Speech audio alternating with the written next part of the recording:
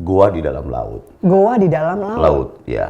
Itu Goa Basa namanya ya. Ahli geopark yang ada di Indonesia dari Gajah Mada itu menyatakan bahwa satu-satunya yang ada di bawah laut dan terpanjang di dunia itu ada di Buton Tengah. Menurut beliau hasil penelitiannya bahwa goa bawah laut ini di dunia itu hanya ada 3. Yang pertama ada di Florida, Meksiko, dengan Buton Tengah. Buton Tengah. Buton Indonesia Tengah. hanya Buton Tengah. Buton Karena Tengah Buton ini. Tengah juga dapat julukan negeri seribu goa.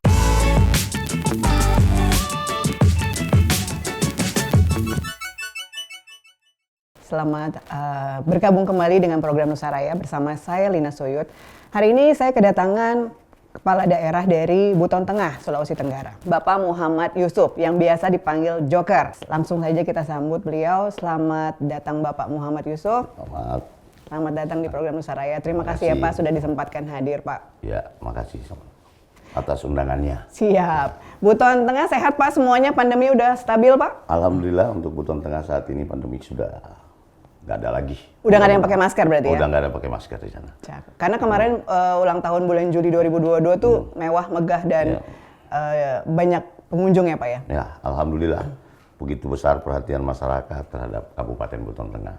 Pengunjung juga begitu banyak dan saya kira pada saat pandemi juga di sana tidak terlalu besar dampaknya untuk masyarakat Buton Tengah. Mungkin karena strategi yang Bapak terapkan itu langsung mengena ke beberapa lapisan ya Pak ya? Ya, sampai ke lapisan yang paling bawah di masyarakat di Kabupaten Buton Tengah. Cakep. Ya. Sehingga mungkin program-program Bapak di 2022 kemarin berhasil.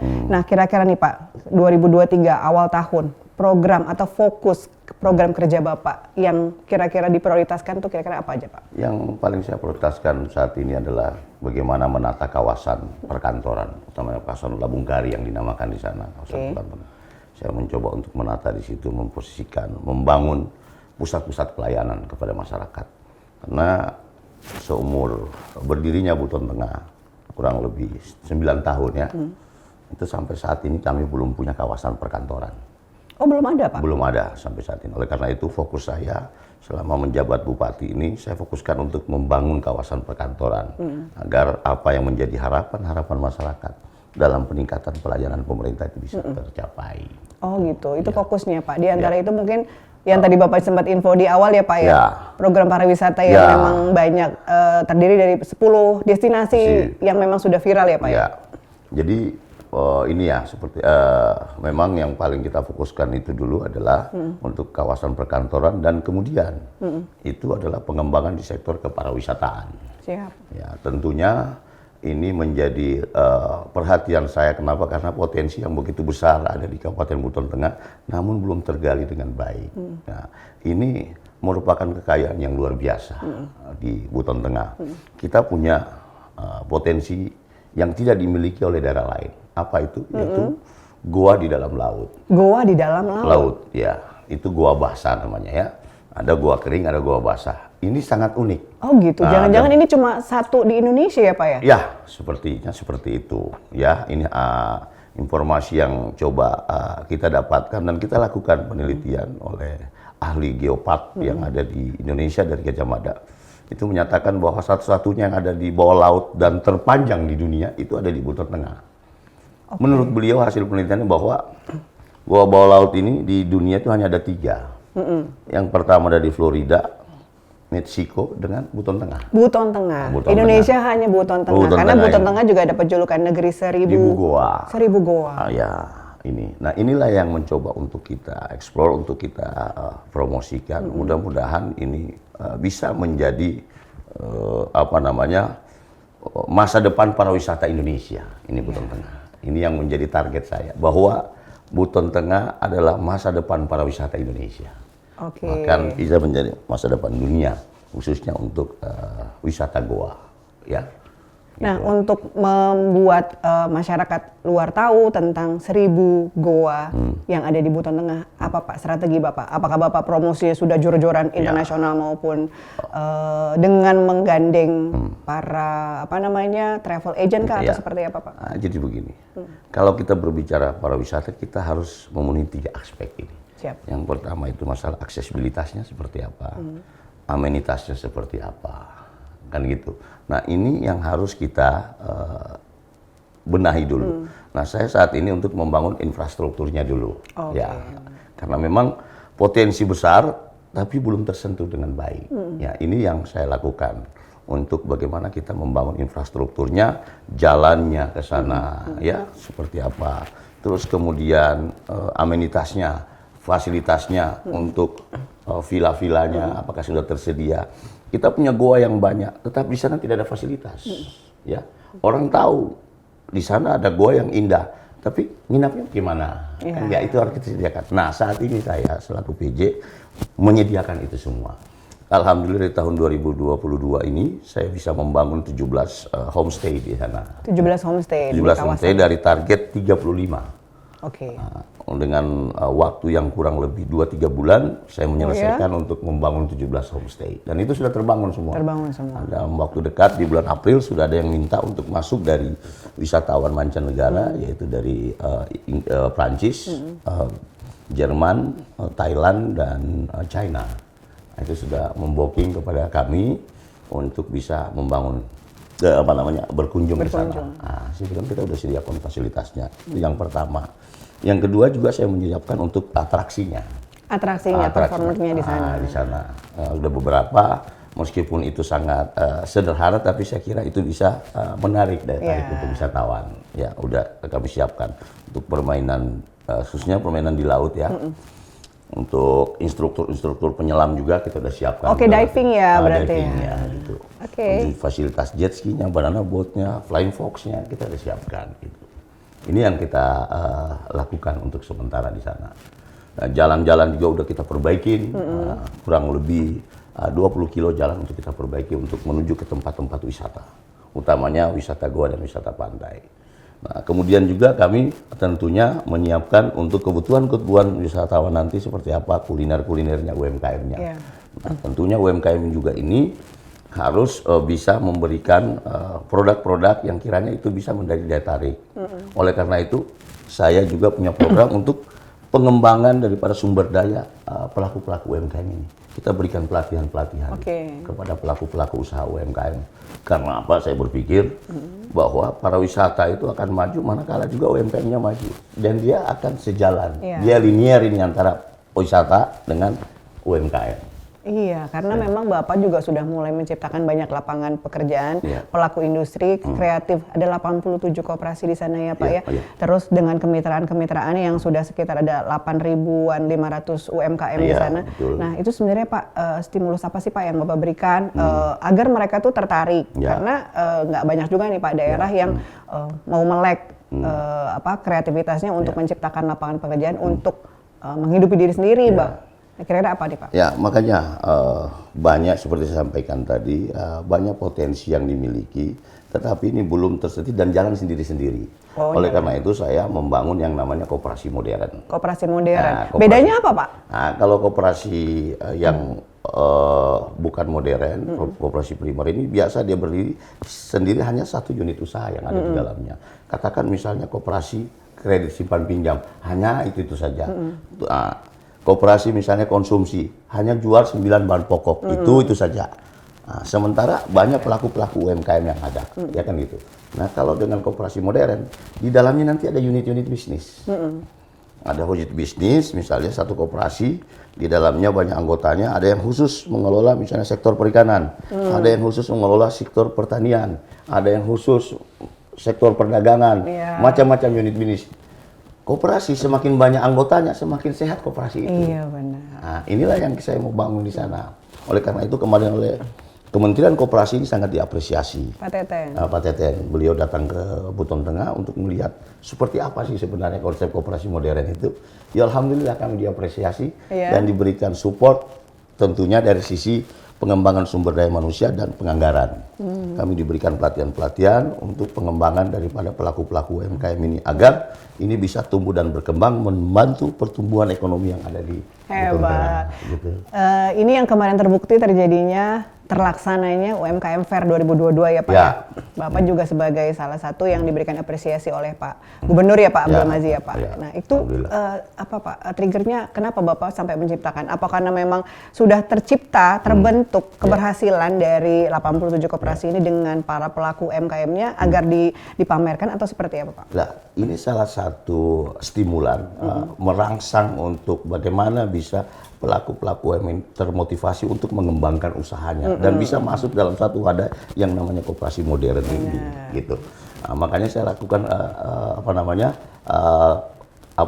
UMKM Fair. UMKM Fair. Nah, itu saya lakukan. Alhamdulillah, begitu banyak pelaku yang datang. Daftar mereka. Daftar ke sana. Akhirnya kelihatan semuanya. Sampai kaget. Ternyata kita ini bukan hanya untuk pasar lokal, untuk pasar dunia. Iya benar. Nah, ini kelihatan di sini bahwa kualitas yang dibuat ternyata juga sangat baik dan bisa berkompetisi di pasar-pasar, bahkan pasar dunia bisa, kan gitu.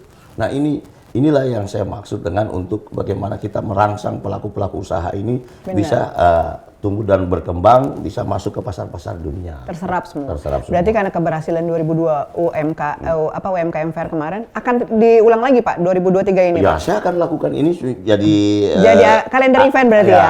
Kalender event rutin bagi Cakep. Kabupaten Buton Tengah.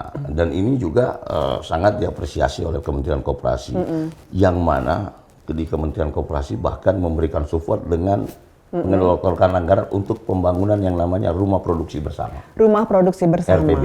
Nah, kami sekarang lagi proses administrasi untuk bagaimana bisa membangun di Buton Tengah.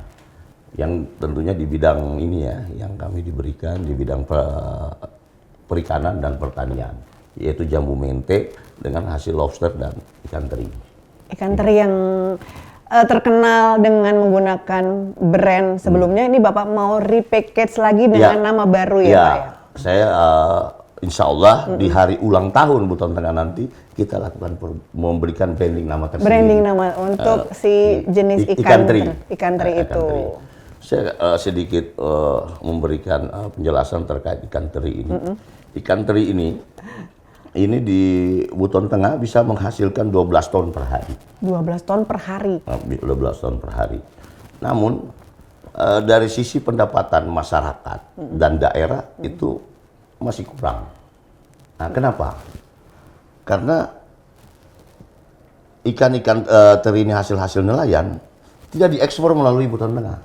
Oke. Tapi diekspor melalui daerah lain. Daerah lain. Di daerah sekitar kita. Sehingga pendapatan untuk daerah sangat Jadi nggak berbanding lurus. Nah, nggak berbanding lurus. Ini juga makanya saya meminta kepada pemerintah, bantuan pemerintah provinsi dan pemerintah pusat untuk kita bisa pecahkan bersama agar ini juga bisa bermanfaat tentunya kepada masyarakat. Karena saya melihat bahwa pengelolaan ikan teri ini dikelola tidak secara profesional dan tidak memberikan manfaat yang besar bagi masyarakat. Dia berbanding lurus antara potensi yang ada dengan tingkat kesejahteraan masyarakat. Ini yang saya tidak inginkan. Karena konsep saya adalah pemberdayaan masyarakat. Bagaimana di setiap usaha ataupun potensi yang dimiliki dari sumber daya alam kita, keterlibatan masyarakat harus lebih besar. Nah, ini yang saya inginkan. Ini baru program kecil saja ya Pak. Kan sebenarnya Bapak punya program besar yang Bapak usung dengan nama kolaborasi Pentahelix ya Pak. Nah itu kalau saya baru dengar nih Pak. Ini programnya strateginya seperti apa? Kenapa Bapak usung dan kira-kira target Bapak seperti apa Pak? Baik. Jadi yang kami maksud dengan kolaborasi Pentahelix itu di dalamnya ada pemerintah, ada masyarakat, ada dunia usaha, ada akademisi, ada media. Ada media Pak? Nah, ini ada media. Nah, ini kita harapkan punya peran masing-masing dalam rangka bagaimana menunjang program pemerintah dan fokus pada satu titik, kan gitu. Sehingga kalau kita berjalan sendiri-sendiri tidak akan mencapai hasil yang maksimal. Oleh karena itu saya namakan kolaborasi Pentahelix. Pemerintah jalan dengan programnya, media juga mendukung itu, akademisi juga mendukung itu, dunia usaha juga mendukung itu. Ya perlu kita tahu bahwa Buton Tengah itu di samping kaya hasil perikanan juga kami punya tambang nikel. Tambang nikel. Di sana kita punya tambang batu kars, ada juga di sana, kan gitu. Nah ini kita perlu kolaborasikan, jangan sendiri-sendiri. Nah kolaborasi dalam bidang apa? Menunjang program untuk peningkatan pertumbuhan ekonomi di daerah. Kita fokus dalam satu titik. Hari ini kolaborasi Pentahelix itu fokus pada bagaimana membangun pariwisata yang berbasis koperasi dan UMKM. Ini program saya. Jadi kita keroyok ini. Iya. Semua bergerak bersama. Nah, gitu. Salah satunya hari ini kan gitu. Benar. Nah, ini kita keroyok untuk bagaimana media mempromosikan tentang potensi wisata yang ada di Buton Tengah dengan berbasis koperasi dan UMKM. Bagaimana modelnya? Nah, saya katakan tadi, kita punya potensi wisata pantai ya, yang begitu indah. Tidak kalah dengan daerah-daerah lain yang ada di Sulawesi Tenggara. Nanti mbaknya saya ajak ke sana untuk bisa melihat ya. Nah, ini kalau tidak juga disentuh dengan media, itu tidak akan terkenal, nah, kan gitu. Nah, ini juga kalau tidak memerlukan kajian yang mendalam tentang bagaimana menggali ini oleh akademisi juga tidak bagus, kan gitu.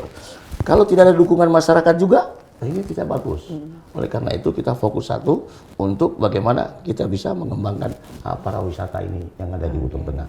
Hari ini saya bangun di Pantai Mutiara, saya mencoba untuk mengembangkan pantai yang ada di sana yang selama ini terbengkalai, ya, tidak lihat.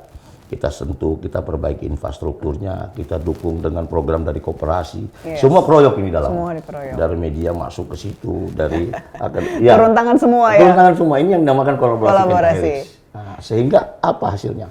Hari ini Pantai Mutiara begitu terkenal. Masyarakat juga sudah mulai datang, ya, melihat itu dan sangat indah. Iya, itu sangat indah pantainya itu. Karena di mana? Bukan hanya pantai, di dalam itu ada gua bawah laut yang bisa untuk diving. Itulah Pak yang jadi salah satu daya tarik. Gua di bawah laut. Itu kan terdengar tuh kayak anomali gitu ya. Tapi itu memang ternyata ada. Ada. Bisa di searching itu namanya Gua Loba-Loba. Iya. Gua Laumehe. Gua Ko. Itu semua bertebaran di sana. Dan beberapa kali saya melihat turis-turis datang ya. Datang ke sana untuk melakukan penyelaman. Itu dari China yang namanya Mr. Chang, terus dari Prancis namanya Mr. Robin, datang ketemu saya. Nah, tapi pertanyaan saya begini, ini dia datang ke sini, manfaatnya bagi daerah apa? Nggak berdampak ya, ya Pak? Tidak berdampak. Iya. Mereka menikmati, tetapi hasilnya tidak ada untuk daerah. Iya. Saya berpikir, sekarang kita harus bikin regulasinya seperti apa ini. Nah, kita tidak bisa juga membuat regulasi kalau tidak siapkan fasilitasnya.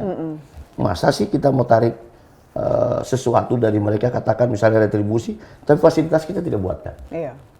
Nah, kita harus siapkan dulu fasilitasnya, nah, baru kita tarik, kan gitu.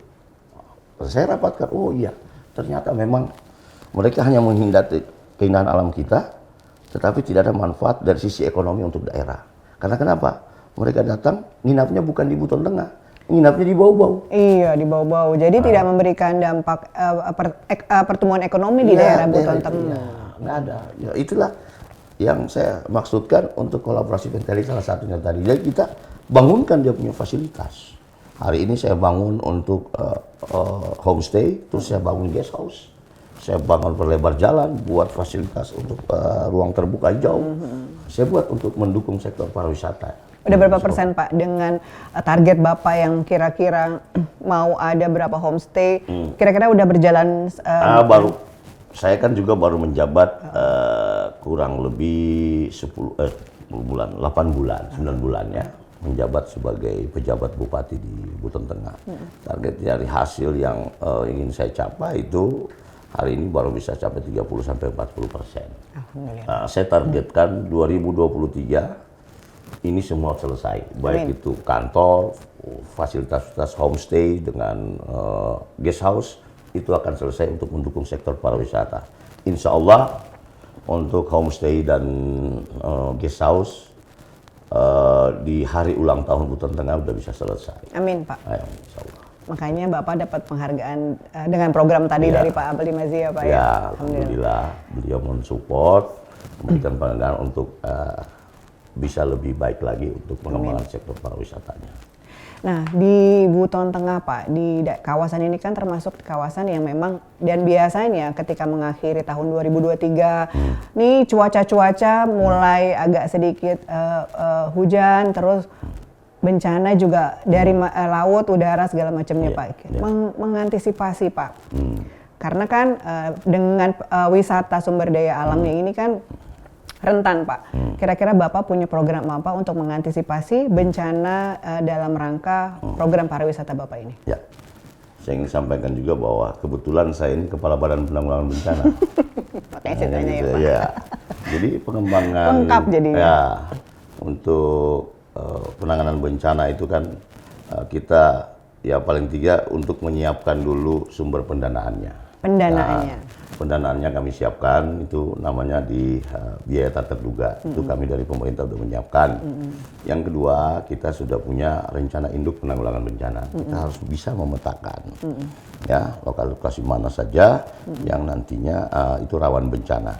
Perlu dicatat bahwa Buton Tengah itu adalah daerah yang rawan bencana puting beliung, banjirop dan gempa. Iya. Ya, itu masuk dalam sesar. Oleh karena itu kita juga menyiapkan itu dengan cara apa, memberikan sosialisasi edukasi tentang bagaimana kita mengantisipasi kalau terjadi bencana. Nah, ini kita lakukan sampai ke desa-desa. Dan juga kemarin saya punya program juga untuk penanganan bencana non alam. Non-alam. Gitu ya. Yang namanya kita buat namanya rumah ibadah tangguh bencana. Oh, itu antisipasi sudah sampai sejauh itu ya? Kita sudah lakukan. Dan juga ini kita ke depan ini kan menghadapi krisis juga ini bencana. First major yang tak terduga. Ya, kita sudah persiapkan. Nah, itu tadi melalui dana BTT untuk penanganan pangan. Ini kita siapkan dalam rangka mengantisipasi kalau terjadi krisis dan bencana ke depan nanti. Nah, saya kira seperti itu. Jadi sudah diantisipasi sampai persiapan ketika jaga-jaga terjadi bencana. Pak Joker ini kebetulan kan PJ Bupati nih Pak nih. Ya. Pastinya juga punya kendala Pak. Walaupun sebelumnya Bapak sudah berpengalaman nih sebagai PJ di Konawe ya Pak ya, sebelum Konawe Kepulauan. Nah, untuk melakukan kinerja estafet dari sebelumnya, ada hambatan nggak Pak? Atau memang ini udah biasa atau Bapak sudah ini sudah hatam nih gitu. Ya, saya kira kendala itu pasti ada, ya. Tapi itu bukan hal yang sehingga untuk membuat kita jadi jadi terlalu khawatir. Saya kira tidak. Ya, kita tinggal memperbaiki aja apa yang belum dilakukan. Nah, saya lebih fokus kepada program untuk pemberdayaan masyarakat. Saya lebih fokus kepada kegiatan-kegiatan itu yang lebih mengarah kepada pengembangan pariwisata dan berbasis koperasi UMKM itu. Nggak ada, saya sudah mencoba memetakan itu, salah satunya dengan perbaikan sumber daya manusia aparatur. Nah ini, saya coba untuk bagaimana kita bersama-sama membangun Buton Tengah ini. Ya, tentunya hal-hal yang kiranya bisa menjadi kendala, ya kita perbaiki. Saya kira seperti itu. Bijaksana sekali, ya. Pak. Nah, kira-kira nih Pak nih, Bapak karena putra asli ya Pak ya? Ya, putra asli sana. Bermimpi menjadi seperti apa sih Pak di Buton Tengah itu Pak? Ya, mimpi saya adalah bagaimana Buton Tengah itu bisa lebih maju, ya, dengan harapan bahwa Buton Tengah akan menjadi masa depan pariwisata Indonesia. Ini harapan saya. Karena saya lebih fokus kepada pengembangan pariwisata yang berbasis koperasi UMKM itu. Nah, inilah yang saya harapkan, bahwa Buton Tengah menjadi masa depan pariwisata Indonesia. Amin. Nah, gitu. Karena di Sulawesi Tenggara sendiri itu banyak sekali destinasi wisata yang jarang ditemui di beberapa daerah ya Pak ya. Jadi mungkin itu programnya Pak Gubernur juga untuk terus digeliatkan lagi wisata-wisata di beberapa daerah di Sulawesi Tenggara. Benar. Ya kita saling mendukung ya, antara pemerintah provinsi dengan pemerintah kabupaten. Saya juga selalu berdiskusi dengan Pak Gubernur terkait pengembangan di potensi yang ada di daerah. Saya sampaikan yang ada di daerah kami, Buton Tengah itu adalah sektor pariwisata. Alhamdulillah dari pemerintah provinsi dan pemerintah pusat begitu mendukung dengan kegiatan ini, sehingga ini bisa berjalan dengan lancar untuk kegiatan-kegiatan kepariwisataan kita. Dari provinsi mendukung dalam hal pemberian edukasi kepada pelaku-pelaku usaha, ya, khususnya pelaku di sektor pariwisata. Bagaimana kita membuat paket-paket wisata ya, dari pemerintah provinsi sampai kerjasama dengan Provinsi Bali. Yang kemarin juga kerjasama dengan DIY. Ini semua tidak lepas dari peran pemerintah provinsi, dalam hal ini Bapak Gubernur Provinsi Sulawesi Tenggara Bapak Haji Ali Masih. Terima kasih banyak Bapak. Berarti kalender event 2023 sudah di depan mata. Bulan Juli ulang tahun ke-9 ya Pak? Ke-9. Akan kira-kira akan dibuat seperti apa nih Pak? Ya, saya akan buat tentunya dengan berbagai event-event dalam rangka mendukung program saya, khususnya bidang pariwisata koperasi UMKM. Tentunya juga saya butuhkan seperti bilang tadi, bahwa kegiatan nanti itu kita kolaborasi pentahelik dengan media juga. Kan gitu. Saya harapkan juga bantuan dari media untuk lebih mempromosikan daerah kami. Seperti Siap. saya akan buka yang lebih besar lagi, tapi lebih banyak pada program-program promosi kita. Kira seperti itu. Terima kasih banyak Bapak waktunya, kesempatannya, kita sudah berbincang. Jadi memang saya terus terang penasaran Pak. Ya. Goa di bawah laut, terus ikan teri, Ricky Packaging nanti, terus kemudian UMKM Fair 2022 jelang HUT ya Pak ya. Jadi mudah-mudahan dengan program Nusaraya ini sahabat kompas.com juga bisa mengagendakan bucket listnya untuk ke Buton Tengah ya Pak. Ya. Jadi pariwisata di Buton Tengah ini selain sudah diminati nasional, turis-turis internasional juga sudah berdatangan ya Pak ya? Sudah berdatangan. Di bulan April ini sudah datang. Udah pada datang? Ya, saya sudah dikontak, sampaikan untuk mereka akan datang melakukan wisata ke Buton Tengah, khususnya diving. Berarti setelah April dari Kompas meluncur Pak? Ya, siap. Sekali lagi Bapak Muhammad Yusuf, terima kasih waktunya, kehadirannya di program Nusaraya. Baik, demikian obrolan saya dengan Bapak Bupati Buton Tengah Muhammad Yusuf. Terima kasih atas waktunya. Saksikan terus program Nusaraya pada channel kompas.com. Klik subscribe dan jangan lupa tekan lonceng notifikasinya. Saya Lina Suyut, salam Nusaraya. Semangat Bhinneka Indonesia Raya. Sampai jumpa.